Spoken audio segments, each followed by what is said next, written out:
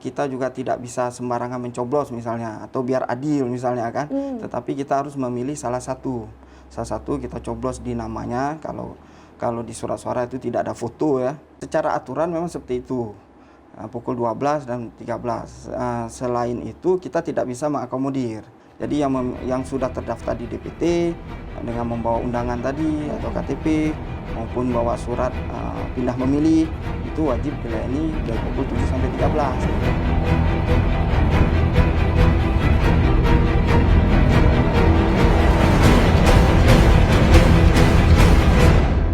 Assalamualaikum warahmatullahi wabarakatuh. Rakan Nompetem, berumpulam dengan luntuan Indah Rastikasari di edisi hari ini episode ke-47 tahun keempat edisi Senin 29 Januari 2024. Yang belum subscribe kami masih tunggu, yang pastinya komen-komen positif, like dan juga bagikan kepada semua untuk bisa membangun pastinya.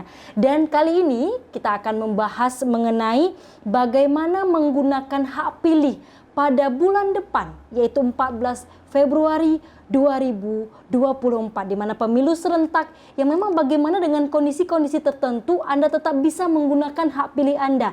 Misal kondisinya sakit atau yang lain sebagainya. Nanti kita akan bahas itu bersama Ketua Perencanaan Data dan Informasi KIP Kota Banda Aceh, Pak Saiful Haris. Assalamualaikum Pak Saiful. Waalaikumsalam warahmatullahi wabarakatuh. Terima kasih banyak waktunya di tengah kesibukan yang sedang padat-padatnya ya Pak ya. Iya. Sampai juga weekend ini di hari Sabtu Minggu juga luar biasa sekali. Ya. Sudah waktunya ya Pak? Hampir dekat. Hampir dekat. Jadi kurang dari 30 hari lagi. Kurang 30 hari lagi serentak pesta demokrasi nih Pak Saiful. Tapi memang di kondisi-kondisi tertentu kan ada. Misalkan tadi saya sempat di pembukaan ada misalkan yang sakit atau bahkan sedang bertugas atau bahkan mungkin dari daerah nih. Iya. Dari daerah mungkin sedang ada aktivitas atau merantau atau banyaklah dengan kondisi-kondisi belajar. Itu bagaimana mereka bisa tetap menggunakan hak pilihnya? Silakan Pak. Baik, terima kasih. Terkait dengan pemilih, itu salah satu syarat pemilih yang dapat menggunakan hak pilihnya yaitu terdaftar di DPT, daftar pemilih tetap. Daftar pemilih tetap ini sudah kita sahkan itu pada 21 Juni 2023. Dan jumlah DPT di Banda Aceh itu berjumlah 169.146 orang pemilih. Dan angka ini tidak ada perubahan lagi, dan termasuk juga dengan jumlah TPS yang ada di Banda Aceh. 600 TPS ya Pak? 618 TPS. Itu terkait TPS. Kemudian apabila setelah penetapan DPT ini ada mungkin pergerakan pemilih, mungkin ada dia sekolah misalnya atau bekerja di tempat di luar domisili, itu dapat dilakukan dengan masuk dalam daftar pemilih tambahan atau DPTB. DPTB. Iya. DPTB ini adalah jalur untuk melakukan pindah memilih. Ya. Jadi sampai 15 Januari 2024 kita sudah melakukan membuka posko, baik itu dari tingkat PPS, PPK dan di KIP Kota Banda Aceh sendiri. Kita sudah melakukan melakukan pindah memilih itu dengan 9 alasan. 9 alasan. Ya, salah satunya tadi pindah domisili maupun pendidikan. Oke. Iya. Kemudian apabila domisili tadi misalnya pindah, berubah KTP-nya misalnya. Berubah KTP contohnya dari Biren misalnya. Setelah 21 Juni dia melakukan pindah domisili dari Biren ke Banda Aceh. Dan hak pilihnya itu tidak hilang. Jadi dia dapat mengurus DPTB, pindah memilih. Itu sampai tanggal 15 Januari. DPTB sampai 15 Januari. Iya, itu dengan 9 alasan tertentu. Masuk ke 9 alasan tadi. Ya? Domisili. Termasuk tadi melakukan pendidikan, melaksanakan sekolah, kuliah misalnya di Banda Aceh, mungkin dari daerah itu dapat mengurus pindah memilih sampai 15 Januari 2024. Artinya ini kan sudah berlalu, Pak, Iya, 15 benar. Januari. Artinya mereka yang misalkan yang belum itu masih bisa tidak? Iya. Di pengurusan DPTB ini juga ada 2 gelombang, itu sampai 7 Februari 2024. Dengan alasan yang sama? H-7 sebelum pencoblosan, dengan alasan hanya 4 alasan. 4 alasan yang bisa mengurus DPTB. Yang pertama itu bertugas di luar domisili, bertugas di luar domisilinya ketika hari pencoblosan. Kemudian tertimpa bencana. Kemudian yang ketiga itu sakit, dirawat di rumah sakit atau menemani orang sakit. Yang keempat itu menjadi narapidana. Mungkin itu. Artinya keempat ini itu tadi tertimpa musibah, terus kemudian narapidana. Itu artinya mereka sendiri, kayak narapidana itu seperti apa? Apa memang pengurusannya itu seperti apa mereka mengurus DPTB tadi ya sampai tanggal 7 Februari?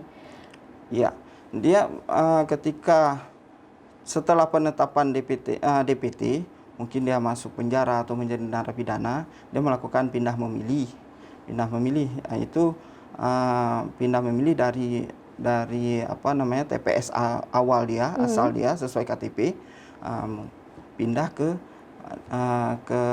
lokasi khusus tempat saat ini mereka berada pastinya. Iya, betul. Oke, baik. Dan itu sampai dengan 7 Februari. 7 Februari. H-7. H-7.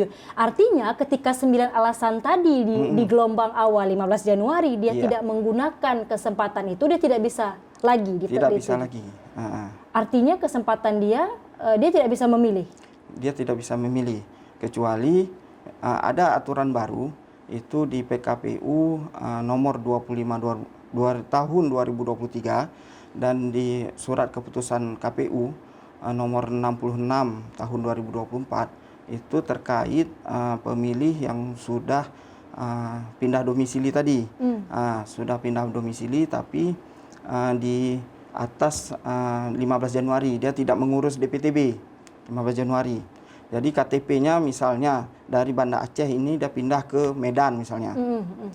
Dia terdaftar di DPT Banda Aceh. Tapi dia sudah memiliki KTP Medan. Jadi dia tidak perlu mengurus lagi DPTB, tapi tinggal hadir di hari H 14 Februari di TPS terdekat di KTP-nya itu. Baik. Itu dengan membawa KTP terbaru. Itu jika mereka sudah memiliki KTP terbaru. Iya, benar. Dengan kondisi sudah memiliki KTP terbaru. Iya. Makanya inilah ruang yang masyarakat bisa gunakan ya, Pak. Iya, nah, seberapa besar antusias masyarakat yang sudah tadi DPT dan juga DPTB itu seperti apa? Persenannya mereka antusias untuk mendaftarkan pemilih, pindah milih. Iya. Pak. Kalau melihat antusias itu sangat besar ya dibandingkan pemilu 2019 yang lalu.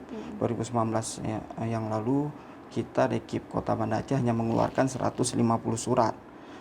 Surat pindah memilih. 150. Tetapi sampai 15 Januari kemarin kita sudah mengeluarkan surat pindah memilih itu 3.643 pemilih yang melakukan pindah memilih. Lebih 10 kali lipat ya. Jauh sekali. Baik. Mungkin seperti itu. Baik, jadi artinya respon masyarakat sangat besar untuk sangat ini. Antusias. Artinya ada 2 gelombang, 9 alasan dan juga 4 alasan kemudian sampai dengan 7 Februari nanti. Artinya masih ada waktu beberapa hari lagi. Dengan 4 alasan pastinya. Baik.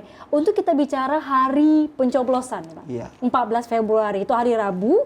Nah, itu bagaimana kemudian masyarakat teknis mereka memilih? Misalkan ini saya memilih, saya kenal nih dengan calon A. Seperti saya juga dibilang sama orang-orang terdekat saya dengan calon B. Saya sepertinya ini bisa saya pilih saja lah. Misalnya itu seperti apa teknis? Mungkin bisa dijelaskan Pak dari awal. Iya. Terkait suara sah misalnya kan, suara sah itu kita juga tidak bisa sembarangan mencoblos misalnya atau biar adil misalnya kan. Tetapi kita harus memilih salah satu. Salah satu kita coblos di namanya. Kalau di surat suara itu tidak ada foto ya, jadi nomor dan nama. Itu surat suara untuk yang tidak ada foto? Itu dari DPR RI. Untuk DPR RI. Sampai DPRK. Sampai DPRK itu tidak ada foto? Iya. Hanya nama saja? Hanya nama nomor Oke. urut dan nama. Yang kita coblos itu di sebelah mananya? Apakah nomor urut atau namanya? Sama saja? Boleh salah satu sama saja, bisa di Oke. nomor urut maupun di nama. Oke. Yang Dan penting tidak keluar dari kotaknya itu. tidak keluar dari kota? Iya. Berarti kalau keluar dari kota gimana? Itu bisa penghitungannya itu bisa beralih ke, itu kan antara dua itu. Atas bawah atau bawah? Atas bawah itu ke suara partai. Oke, Suara. jadi kalau Tetap sah suaranya, tapi tidak ke salah satu caleg. itu kalau di partai yang sama. Di partai yang sama. Kalau beda partai. Beda partai tentunya tidak sah lagi. Oke, kalau partainya berbeda, misal partai A, partai B, partai C, itu semua kita dicoblos. semua. Tentunya tidak Itu sah. tidak sah. Iya. Tapi kalau sah tadi itu kita coblos misalkan 2 ataupun 3 di partai yang sama, Iya. itu suaranya beralih ke partainya. Suara partai. Oke, berarti ke partainya. Iya. Oke. Itu untuk DPR RI dan DPRK. DPRA dan DPRK. DPRA, oke, dan juga DPRK. Tapi kemudian presiden itu pasti ada foto, ada fotonya. termasuk DPD RI. Termasuk DPD RI. Ya. Oke, itu jadi masyarakat kemudian seperti tadi ya Pak ya, mereka teknis pada saat hari H itu seperti apa? Mungkin bisa digambarkan juga.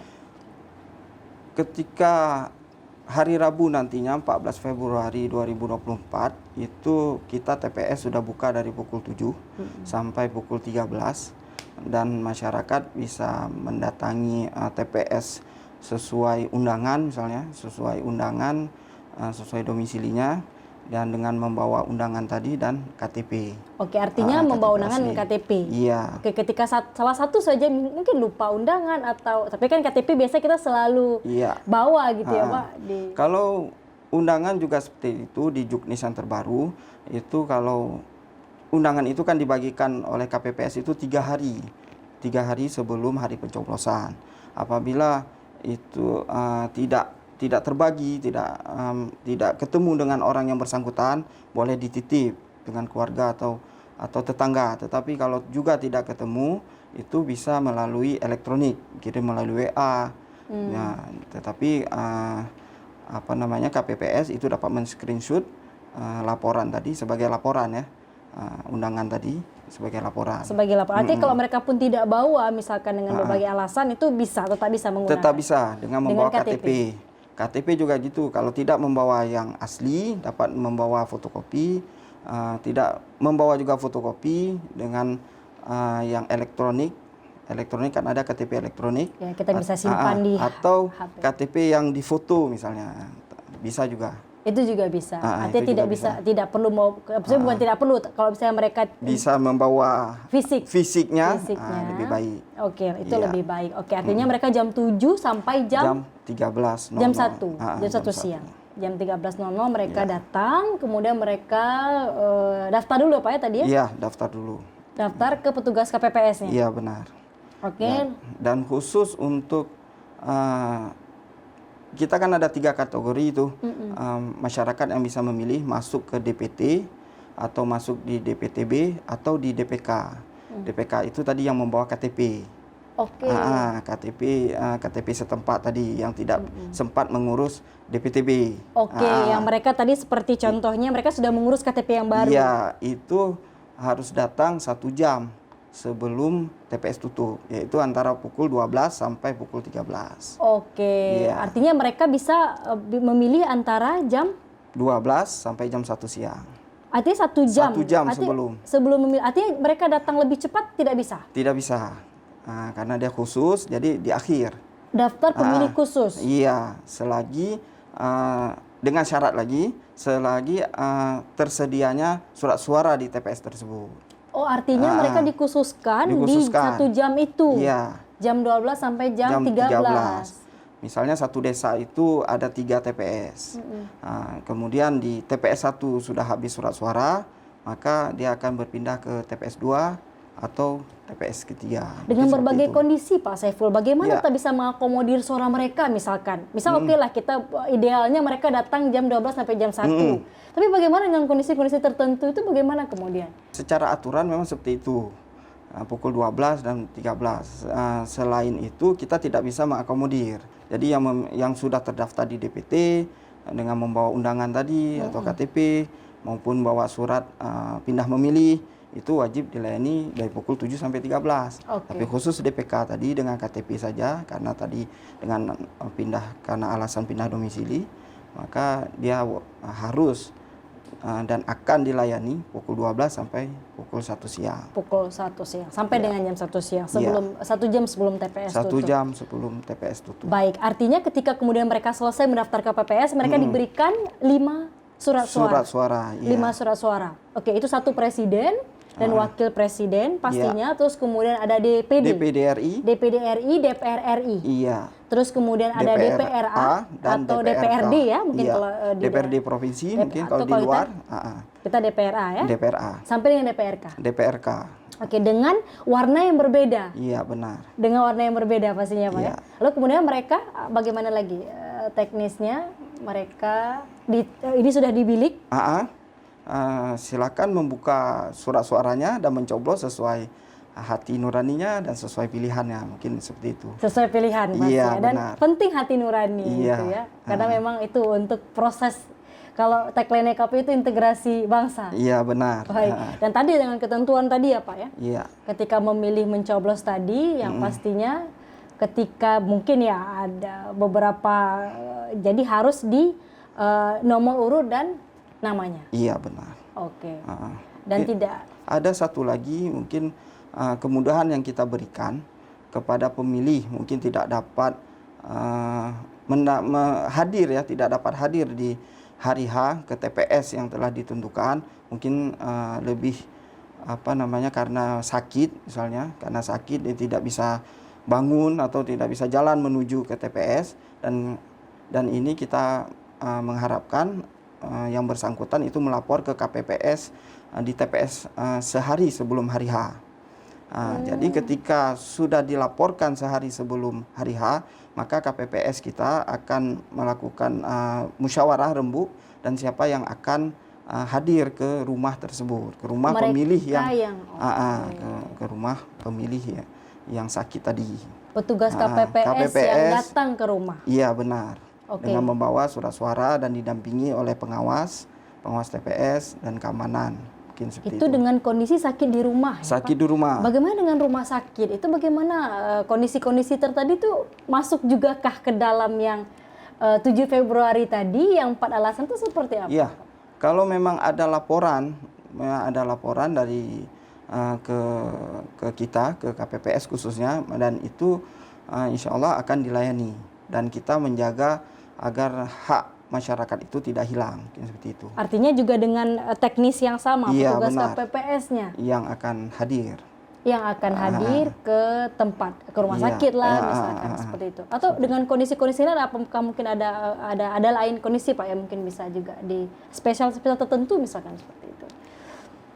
Kalau kita pelayanan khusus ya seperti itu, seperti itu di luar TPS. Tapi kalau di dalam TPS mungkin kita akan melayani disabilitas mungkin kan. Ibu hamil.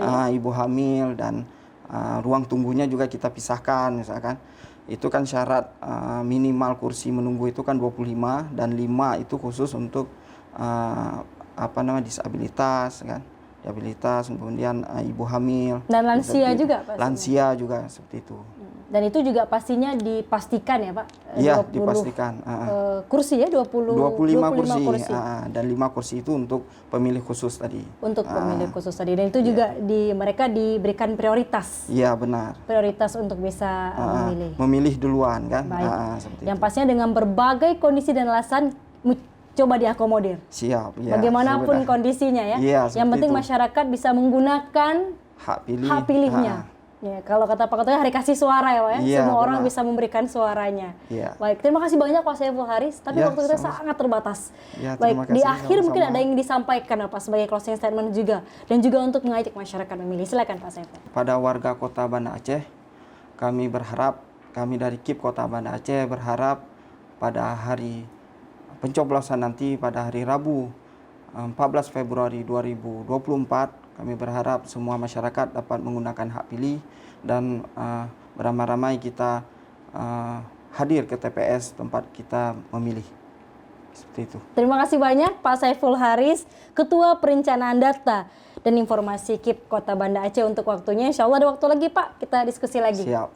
Siap. Oke. Terima kasih banyak. Terima kasih juga untuk Anda, Raka Lopetem. Jangan lupa pasnya subscribe, kami masih tunggu komen-komen yang positif dengan akun asli dan juga bagikan informasi-informasi yang membangun kita semua. Dan pastinya gunakan hak pilih Anda di 14 Februari 2024 karena suara kita, suara Anda sangat berharga untuk menentukan masa depan bangsa.